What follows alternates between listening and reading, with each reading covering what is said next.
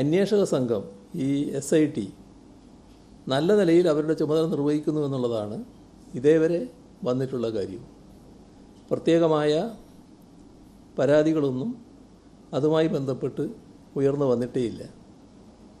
ഇക്കാര്യത്തിൽ മുഖ്യമന്ത്രിയോ മുഖ്യമന്ത്രിയുടെ ഓഫീസോ ഒരു തരത്തിലുള്ള ഇടപെടലുകളും നടത്തുന്നില്ല എന്നത് നേരത്തെ തന്നെ വ്യക്തമാക്കിയിട്ടുള്ള കാര്യമാണ്. കാരണം അത് ഹൈക്കോടതിയുടെ മേൽനോട്ടത്തിൽ നടക്കുകയാണ്. ആ നിലക്ക് നടക്കട്ടെ. ഇത് ഞങ്ങൾ തന്നെ വെച്ച നിർദ്ദേശവുമായിരുന്നു. പ്രത്യേക അന്വേഷണ സംഘം വേണമെന്നും ഹൈക്കോടതിയുടെ മേൽനോട്ടത്തിൽ അന്വേഷണമാകട്ടെ എന്നുമുള്ളത് ഞങ്ങൾ തന്നെ വെച്ച നിർദ്ദേശവും പൂർണ്ണ യോജിപ്പ് അതിനോട് പ്രകടിപ്പിച്ചതുമാണ്. അതിൻ്റെ ഭാഗമായി ഒരിടപെടലും നടത്താൻ ഞങ്ങൾ തയ്യാറായിട്ടില്ല. അപ്പോൾ ചില കാര്യങ്ങൾ വരുമ്പോൾ അതിന് മറ്റ് മറുപടി കൃത്യമായി മറുപടി പറയാൻ പറ്റാത്ത അവസ്ഥ വരുമ്പോൾ എന്നാൽ പിന്നെ ഇരിക്കട്ടെ ഒരു ആരോപണം, അത് മുഖ്യമന്ത്രിയുടെ ഓഫീസിനെതിരെ ആവട്ടെ എന്ന നിലയെടുത്താൽ അതുകൊണ്ട് തങ്ങൾ രക്ഷപ്പെടുമെന്നാണ് കരുതുന്നത്. ഇവിടെ അടൂർ പ്രകാശിൻ്റെ പേര് ഇതുമായി ബന്ധപ്പെട്ട് വരുന്നത് ഏത് ഘട്ടത്തിലാണ്? അടൂർ പ്രകാശ് ഇവിടെ അതുമായി ബന്ധപ്പെട്ട് പേരുകൾ വരുന്ന സന്ദർഭം ഒരു ചിത്രം വന്നപ്പോഴാണ്.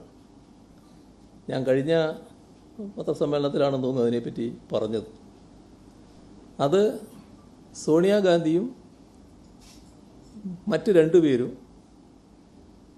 പത്തനംതിട്ടയിൽ നിന്നുള്ള രണ്ടുപേര്, ഈ അടൂർ പ്രകാശും പിന്നെ അവിടുത്തെ പത്തനംതിട്ട MP ഇവരെല്ലാം കൂടിയുള്ള ഒരു ചിത്രമാണ് വന്നത്. ഈ സോണിയാഗാന്ധിയുടെ കൂടെ നിന്നവരാരാണ്? സോണിയാഗാന്ധിയുടെ കൂടെ നിന്നത് ഒന്ന്, ഇപ്പോൾ ഈ കേസിൽ ഏറ്റവും പ്രധാനപ്പെട്ട പ്രതിയായി വന്നിട്ടുള്ള പോറ്റിയെ കയറ്റിയെന്ന് പറഞ്ഞില്ലേ, ആ പോറ്റി ആദ്യം കയറിയത് അവിടെയാണ്, കേട്ടില്ലേ? അപ്പോൾ പോറ്റി ഒറ്റക്ക് അവിടെ ചെല്ലുകയല്ല, പോറ്റി ഒരു ഭാഗത്ത്, പിന്നെ മറ്റൊരു ഭാഗത്ത് ഈ ഇപ്പോൾ അന്വേഷക സംഘം കണ്ടെത്തിയിട്ടുള്ള ഈ സ്വർണം വാങ്ങി എന്ന് പറയുന്ന വ്യാപാരി മറ്റൊരാൾ. ഇതെങ്ങനെയാണ് ഈ രണ്ടുപേരും കൂടി ഒന്നിച്ച് ഒരേ സമയം സോണിയാഗാന്ധിയെ പോലുള്ള മറ്റു കാര്യങ്ങളൊക്കെ ഞാൻ നേരത്തെ പറഞ്ഞാണല്ലോ, അത്ര മാത്രം സുരക്ഷിതത്വമുള്ള ഒരു നേതാവിൻ്റെ അടുത്തെത്തുന്നത്? അതിലെനിക്ക് പങ്കില്ല എന്ന് ഇദ്ദേഹം പറഞ്ഞു എന്ന് തോന്നുന്നുണ്ട് നേരത്തെ.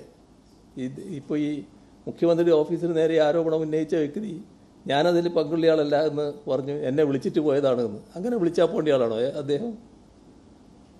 പോറ്റി വിളിച്ചാൽ പോകേണ്ട ആളാണോ അദ്ദേഹം? എങ്ങനെയാണ് ഇവരെല്ലാം കൂടി ഒന്നിച്ചെത്തിപ്പെട്ടത്? ഇതിനല്ലേ മറുപടി പറയേണ്ടത്? യഥാർത്ഥ പ്രശ്നം അതല്ലേ? എങ്ങനെയാണ് ഈ മഹാ തട്ടിപ്പുകാർക്ക് സോണിയാഗാന്ധിയെ പോലുള്ള അതിപ്രാധാന്യമുള്ള സുരക്ഷിതത്വം ഇന്ന് ഇന്ത്യയിൽ ലഭ്യമാകുന്ന ഒരു രാഷ്ട്രീയ നേതാവിൻ്റെ അടുത്തേക്ക് എത്തിപ്പെടാൻ കഴിഞ്ഞത്?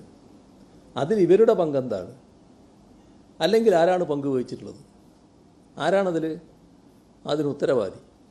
അതല്ലേ ആദ്യം വ്യക്തമാക്കേണ്ടത്. അതിന് മറുപടി പറയാൻ കഴിയാത്തപ്പോൾ പണ്ട് കുട്ടികൾ പറയാറില്ലേ, ഈ ഒന്നും പറയാനില്ല കൊഞ്ഞനം കുത്തുക, ആ ഒരു പരിപാടി സ്വീകരിക്കലാണോ വേണ്ടത്? എന്നാൽ പിന്നെ ഇരിക്കട്ടെ, മുഖ്യമന്ത്രിയുടെ ഓഫീസിന് നേരെ ഇരിക്കട്ടെ എന്ന് പറഞ്ഞ് അങ്ങനെ ചാർത്തി തന്നതുകൊണ്ട് ഞങ്ങൾക്കതിൻ്റെ ഉത്തരവാദിത്വം വരുമോ?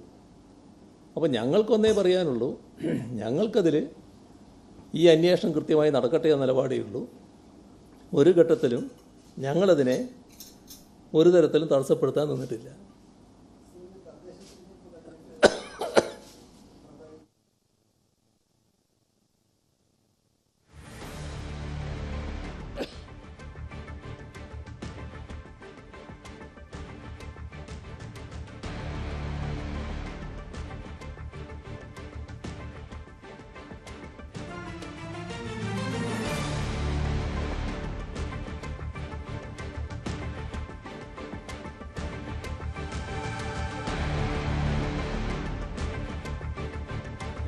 ഇതിനെപ്പറ്റി ആർക്കും പറയാനുണ്ടെങ്കിൽ ഒന്നുകൂടി ചോദിച്ചോ.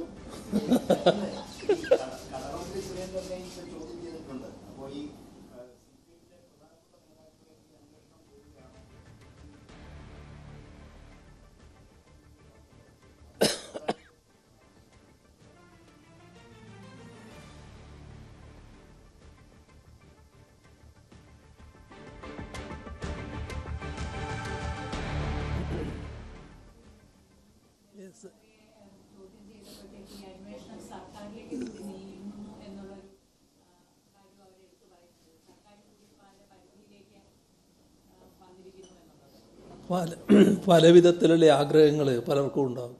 അത് ആ ആഗ്രഹങ്ങൾ പലതരത്തിൽ പ്രകടിപ്പിച്ചു എന്നും വരും. പക്ഷേ ഇവിടെ നമ്മൾ കാണേണ്ട ഒരു കാര്യം, SITക്ക് അവരുടെ അന്വേഷണവുമായി ബന്ധപ്പെട്ട് വിവിധ കാര്യങ്ങളിൽ വ്യക്തത നേടാനുണ്ടാകും. ആ വ്യക്തത നേടേണ്ടതിൻ്റെ ഭാഗമായി ആവശ്യമായ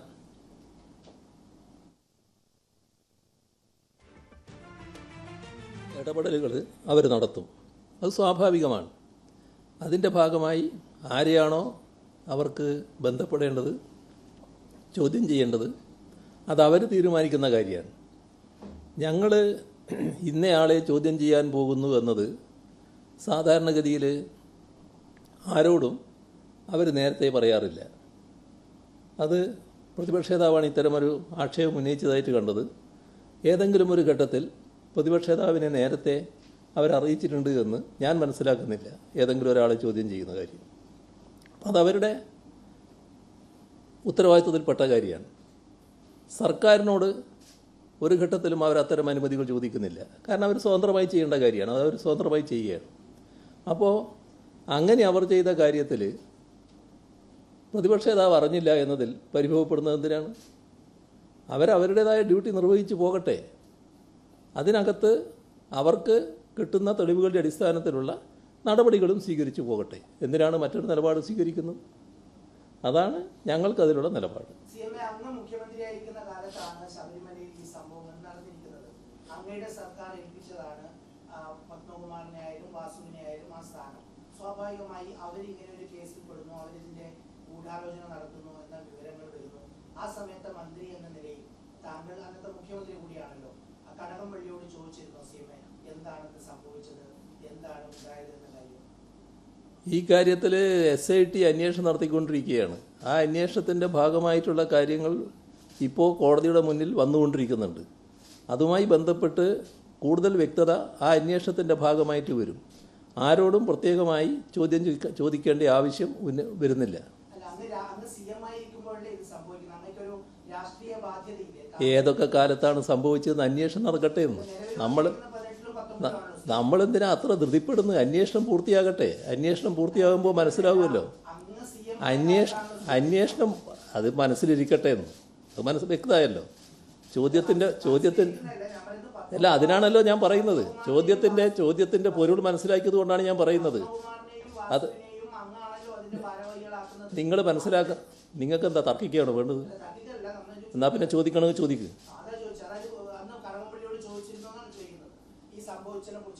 ഇനി ഞാൻ പറയുന്നതിന് ശേഷം മാത്രമേ ഇദ്ദേഹം പറയാവൂ. നിങ്ങളതിന് ഉറപ്പുണ്ടാക്കണം. കാരണം ഇദ്ദേഹത്തെ ഇങ്ങനെ കാണുന്നുണ്ട് ഞാൻ പലപ്പോഴായിട്ട് ഇവിടെ. പറഞ്ഞുകൊണ്ടിരിക്കുമ്പോൾ ഇടയ്ക്ക് കയറി പറയാൻ എന്തോ ഒരു അവകാശമുള്ള ആൾ എന്ന മട്ടിലാണ് അദ്ദേഹത്തെ കാണുന്നത്. ആ നില പൊതുവിൽ വാർത്താ സമ്മേളനത്തിൽ നല്ല കാര്യമല്ല. ആരായാലും പാലിക്കേണ്ട ചില മിനിമം രീതികളുണ്ട്. അത് നിങ്ങൾക്ക് എല്ലാവർക്കും ബാധകമായിട്ടുള്ള കാര്യം തന്നെയാണ്. ഇദ്ദേഹം എന്തോ അതിൽ നിന്ന് ഒരു എക്സെപ്റ്റഡ് ആണ് എന്നൊരു ധാരണയിലാണ് അദ്ദേഹം എപ്പോഴും പെരുമാറുന്നത്. കണ്ടില്ലേ? ഇവിടെ തർക്കിക്കാനല്ലല്ലോ വരുന്നത്. നിങ്ങൾ ചോദിക്കാനും ഞാൻ ഉത്തരം പറയാനുമാണ് നിൽക്കുന്നത്. നിങ്ങൾ എല്ലാ ചോദ്യങ്ങൾക്കും ഉത്തരം പറഞ്ഞുകൊണ്ടാണ് ഞാൻ ഇരിക്കുന്നത്. അവിടെ അനാവശ്യമായ തർക്കം ഉന്നയിക്കുന്നൊരു പ്രത്യേക രീതി ഇദ്ദേഹം സ്വീകരിച്ചു വരികയാണ്. അതാണ് ഞാൻ പറയുന്നത്.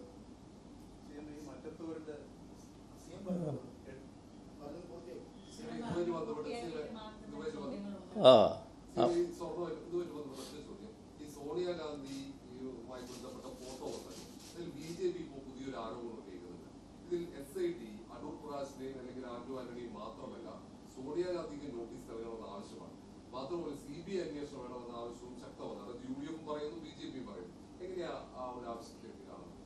CBI അന്വേഷണത്തിൻ്റെതായ ഒരു ഘട്ടം ഇപ്പോൾ വന്നിട്ടുണ്ട് എന്ന് പൊതുവിൽ കാണുന്നില്ല. കാരണം അന്വേഷണം ശരിയായ രീതിയിൽ നടക്കുകയാണ്, അന്വേഷണം ക്രോപ്പകാരം നടക്കുകയാണ്.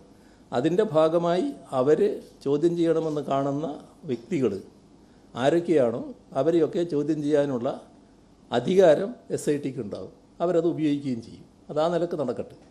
CM ഒന്നും പറഞ്ഞില്ല, CM മറുപടി പറഞ്ഞില്ല. CM പുറത്തു വന്ന ചിത്രം, അതായത് CM കഴിഞ്ഞ തവണ പ്രസ് മീറ്റിലാണ് ഈ വിഷയം സൂചിപ്പിക്കുന്നത്. അപ്പോൾ CM പറഞ്ഞ കാര്യങ്ങൾ, സോണിയാഗാന്ധിയുമായി ചേർന്നുള്ള ഈ ചിത്രങ്ങൾ പുറത്തു വന്നതായി പറഞ്ഞിട്ടുള്ള വിഷയങ്ങൾ, അത് നിലവാരം കുറഞ്ഞ രാഷ്ട്രീയമാണ് CM കാണിക്കുന്നത് എന്നാണ് പ്രതിപക്ഷ നേതാവ് പറഞ്ഞത്. അതാണല്ലോ ഞാൻ പറഞ്ഞത്. അതിനെന്തുകൊണ്ട് വിശദീകരണം നൽകുന്നില്ല എന്നാണ് ഞാൻ നേരത്തെ പറഞ്ഞത്. ആ വിശദീകരണമാണല്ലോ അവർ നൽകേണ്ടത്. ആ നൽകാനുള്ള ബാധ്യത ഒരു പാർട്ടി എന്ന നിലക്ക് അവർക്കുണ്ടല്ലോ. ഇത് ഏതെങ്കിലും ഒരാൾ യാദൃശ്ചികമായി എത്തിപ്പെടുകയല്ലോ. ഇവിടെ ഇത്തരമൊരു കേസിൽ പ്രധാന പ്രതിസ്ഥാനത്തിരിക്കുന്ന രണ്ട് വ്യക്തികൾ, അതിലൊരാൾ ആരോപിക്കുന്ന രീതിയിലാണെങ്കിൽ കട്ടയാൾ,